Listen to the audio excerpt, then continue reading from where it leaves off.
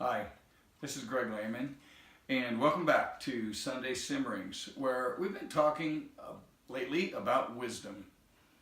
One of the things I've noticed as I've been investigating all these different scriptures about wisdom is sort of like the old myth that Eskimos have a dozen or 20 words for snow, which turns out not to be true. But the Hebrews certainly have a lot of different words for wisdom. And we can know that they aren't just synonyms because they're often put together in one grouping where it's important that we understand all the facets.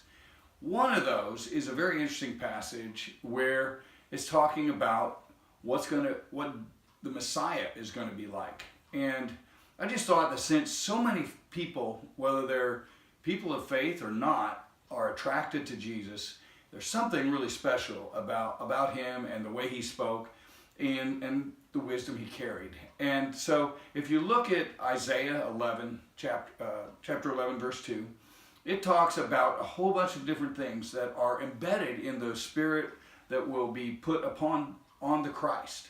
And this includes wisdom and understanding.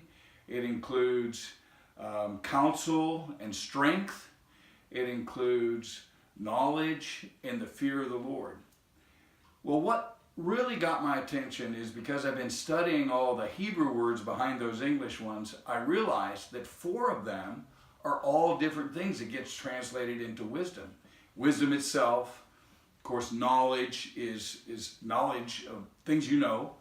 The word for understanding is really about discernment, and the word for counsel is the ability to give good advice and to know kind of what's behind the situation. And so I came to a conclusion as I looked at that grouping of words, and it says elsewhere in the Bible that the fear of the Lord is the beginning of wisdom. And so if we receive our gifts, whatever insights and things that we have, and we think, well, we probably have those because we're worthy, then that's probably going to lead us into arrogance.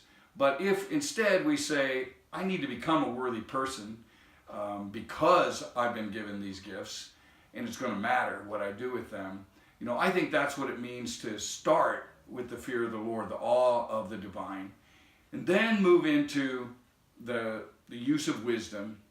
And we are left over with one last word, and that is strength, which is really better translated courage or bravery.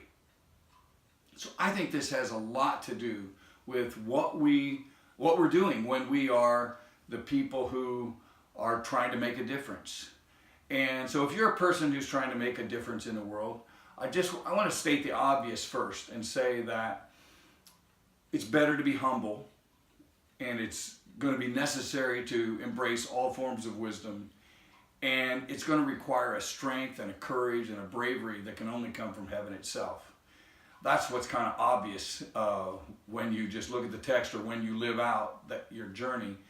But I wanted to say something else. So some of you who are not necessarily people of profound faith, I want to encourage you that when you are in that moment, when you know you have some insight and you know it matters and you're trying to make a difference in the world, you are being a spiritual person.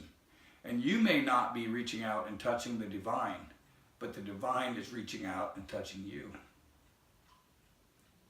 That's my message for you today. Hope to see you again next week.